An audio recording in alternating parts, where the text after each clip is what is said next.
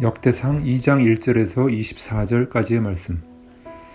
이스라엘의 아들은 이러하니 르우벤과 시므온과 레위와 유다와 이사갈과 스불론과 단과 요셉과 베냐민과 납달리와 갓과 아셀이더라.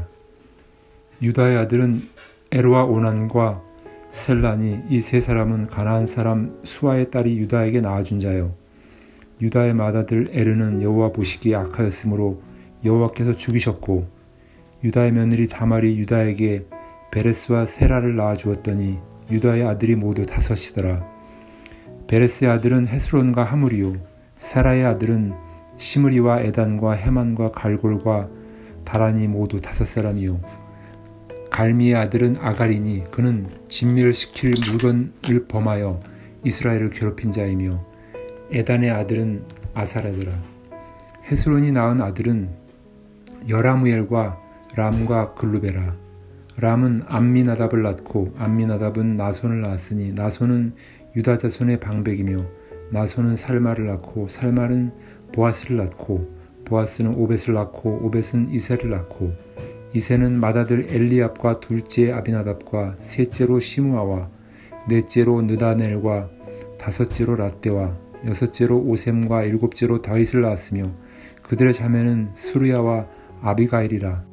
스루야의 아들은 아비세와 요압과 아사엘 3형제요, 아비가일은 아마사를 낳았으니 아마사의 아버지는 이스마엘 사람 예델이었더라.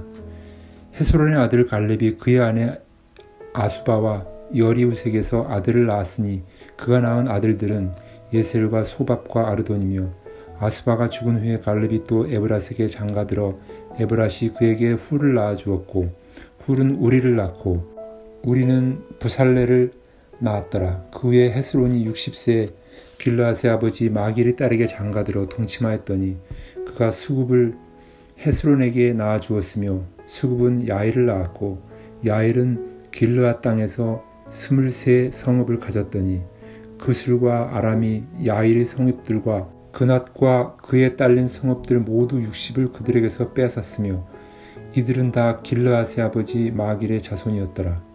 헤스론이 갈렙 에브라다에서 죽은 후에 그의 아내 아비야가 그로 말미암아 아스훌을 낳았으니 아스훌은 드고아의 아버지더라. 아멘. 하나님의 백성이 포로가 되어 바벨론과 여러 나라에 흩어지게 되었습니다. 이스라엘 백성들을 둘러싼 세상 나라들 바벨론, 페르시아, 애굽은 여전히 강력했습니다.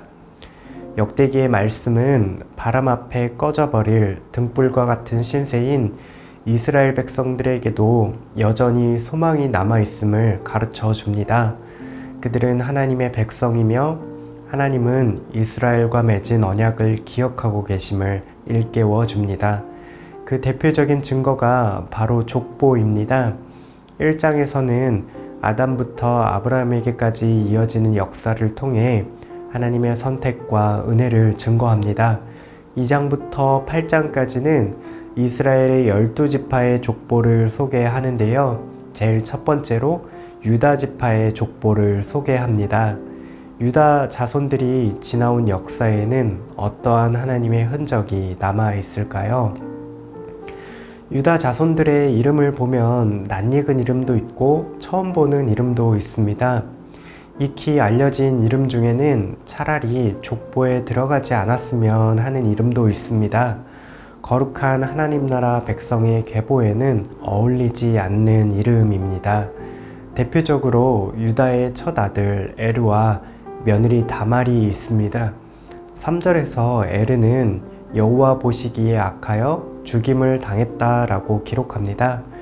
구체적으로 어떠한 범죄인지는 모르지만 하나님께서 직접 심판하실 만큼 악한 범죄를 저지른 것은 분명합니다. 이후에 유다는 며느리 다말을 통해서 베레스와 세레를 낳는 부끄러운 모습이 그대로 족보에 기록되기도 합니다. 또 하나 익숙한 이름이 나옵니다. 역대기에서 아갈이라고 부르는 아간입니다. 아간이 어떤 인물인가요?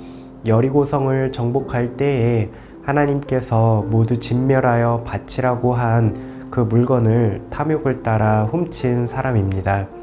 아간 한 사람으로 인해 이스라엘 백성 전체가 하나님께 진멸당할 위기에 처하게 되지요.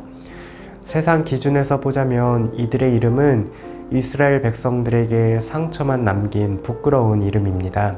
하나님께서는 수치와 상처로 얼룩진 유다 자손들의 이름을 기록하여 남겨두신 까닭이 무엇일까요?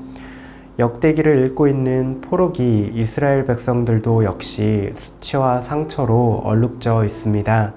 하나님의 백성이 이방 민족에게 갖은 수탈과 모욕을 겪었고 하나님이 거하시는 성전과 하나님이 통치하시는 도성 예루살렘이 무너졌습니다. 하나님께서는 수치와 상처로 얼룩진 포로된 이스라엘에게 이렇게 교훈하십니다. 하나님은 수치와 상처를 주었던 이름들 속에서도 하나님의 백성들을 끝까지 붙드셔서 언약의 계보를 이어가게 하는 분임을 기억하도록 말이죠. 역사, 곧 족보에 기록된 이름을 통해 상처에 새살을 돋게 하시는 하나님의 은혜를 발견하도록 인도하십니다. 대표적으로 살마와 보아스가 그에 해당하는 이름입니다. 살마는 여리고에서 정탐꾼을 도왔던 기생 라합의 남편입니다. 라합은 기생이었고 이방 사람이었는데요.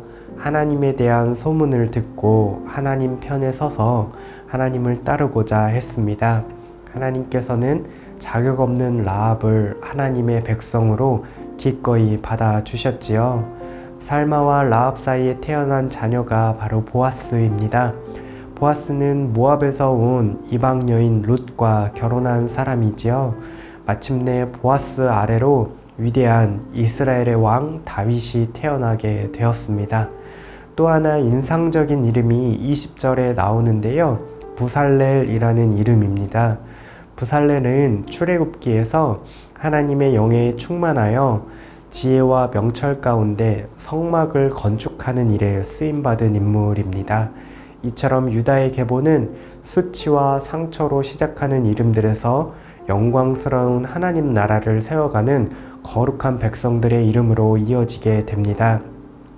하나님은 상처 속에서도 새 살을 내어 새로운 미래를 열어주시는 분이라는 사실, 유다의 족보가 그대로 가르쳐 주고 있습니다. 우리의 지난 기억 속에는 이스라엘 백성들만큼이나 어렵고 아프고 실패하고 넘어지고 연약한 모습들이 많이 있는데요. 그렇다면 오늘 말씀에서는 우리의 상처를 싸매주시고 새로운 생명을 주실 수 있는 분이 누구라고 가르쳐 줄까요? 우리에게도 동일한 은혜 베풀어 주시는 하나님이 계시다고 분명하게 말하고 있습니다. 하나님은 수치와 상처로 가득한 포로된 이스라엘 백성들을 다시 불러주셔서 무너진 성전과 예루살렘 성벽을 회복시켜 주셨습니다. 심지어 하나님이 그분의 아들을 직접 이 땅에 보내주셔서 우리를 위해 채찍 맞으시고 대신 못 박히심으로 우리가 나음을 입게 되었습니다. 지우고 싶은 기억들, 연약하여 자꾸만 쓰러지고 넘어지는 모습들, 있는 모습 그대로 가지고 하나님 앞에 나아가면 좋겠습니다. 아들을 아끼지 않으시기까지 그분의 백성을 사랑하시는 하나님께서 우리의 상처와 수치를 모두 싸매어 주실 것입니다. 상처에 새살을 돋게 하시고 회복시켜 주셔서 하나님의 백성으로 날마다 새로운 모습으로 살아가도록 힘 주실 것입니다. 함께 기도하시겠습니다. 우리의 연약함, 상처, 실패와 아픔을 가지고 하나님 앞에 있는 모습 그대로 나아갑시다. 하나님, 상처에 새살을 돋게 하시며 회복된 하나님 나라의 백성으로 살아가게 하옵소서. 실패한 가운데서도 하나님의 은혜에 의지하여 날마다 다시 일어서는 하나님의 백성 되시기를 소망합니다.